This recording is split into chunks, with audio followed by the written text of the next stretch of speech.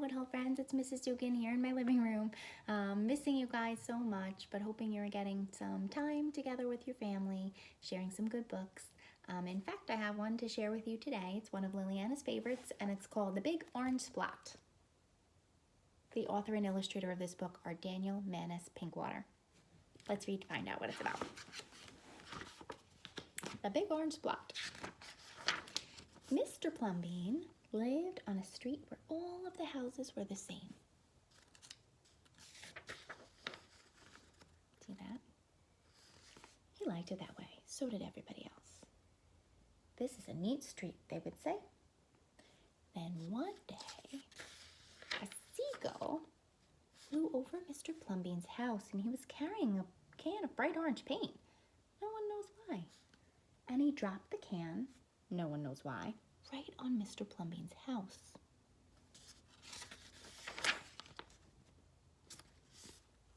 It made a big orange spot on Mr. Plumbean's house. Ooh, too bad, everybody said.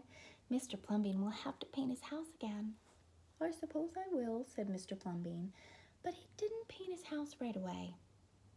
He looked at the big orange spot for a long time, and then he went about his business. The neighbors, they got tired of looking at that big orange spot. They said, Mr. Plumbean, we wish you would get around to painting your house. Okay, said Mr. Plumbean. So, he got some blue paint and some white paint, and that night he got busy. He painted at night because it was cooler.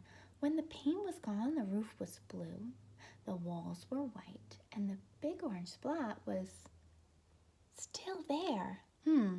I don't know that that's what the neighbors intended him to do. Let's find out why. Then he got more paint. He got red paint, yellow paint, green paint, purple paint. In the morning, when the people got out of their houses were all the same, but Mr. Plumbean's house looked like a rainbow. It was like a jungle. It was like an explosion. I wonder what they mean. There was the big orange spot, and there were little orange spots, and there were stripes. There were pictures of elephants and lions and pretty girls and steam shovels. The people said, Plumbean has popped his cork, flipped his wig, dropped his stack. They went away muttering. Do you think the people were pleased? I don't think so. That day, Mr. Plumbean bought carpenter's tools. That night, he built a tower on top of his roof. He painted a clock on that tower. The next day, people said, Plumbean has gushed his mush, lost his marbles, and slipped his howser. They decided they would pretend not to notice his house. You think you could not notice that? That very night, Mr. Plumbean got a truck full of green things. He planted palm trees, baobabs, thorn bushes, onions, and frangipani. In the morning, he bought a hammock and an alligator. P.S. This book has inspired Liliana to want an alligator in our backyard. Not gonna happen. When the other people came out of their houses, they saw Mr. Plumbean swinging in a hammock between two palm trees. They saw an alligator lying in the grass. Mr. Plumbean was drinking lemonade.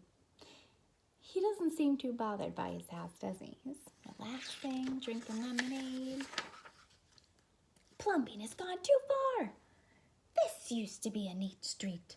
Plumbean, what have you done with your house? The people shouted. My house is me, and I am it. My house is where I like to be, and it looks like all my dreams, Mr. Plumbean said. The people went away. They asked the man who lived next door to Plumbean to go have a talk with him. Tell him that we liked our street better when our houses all looked the same. Tell him we liked it before he changed his house. Our street has to be a neat street. Does it? The man went to see Plumbean that evening. They sat under the palm trees, drinking lemonade and talking all night long. I wonder what they talked about. Early in the next morning, the man went out to get lumber and rope and nails and paint. When the people came out of their houses, they saw a red and yellow ship next door to the house of Mr. Plumbean. I guess he didn't change his mind. It went the other way, didn't it? Maybe Mr. Plumbean knows something. "What have you done to your house?" they shouted at the man. "My house is me and I am it. My house is where I like to be and it looks like all my dreams," said the man, who had always loved ships. "He's just like Plumbean," the people said. "He's got bees in his bonnet, bats in his belfry, and nuts in his noodle." Then, one by one, they all went to see Mr. Plumbean. Late at night, they would sit under the palm trees, drink lemonade, and talk about their dreams. And whenever anybody visited Mr. Plumbean's house, the very next day, that same person would set about to changing their own house, so it would look like their own dreams.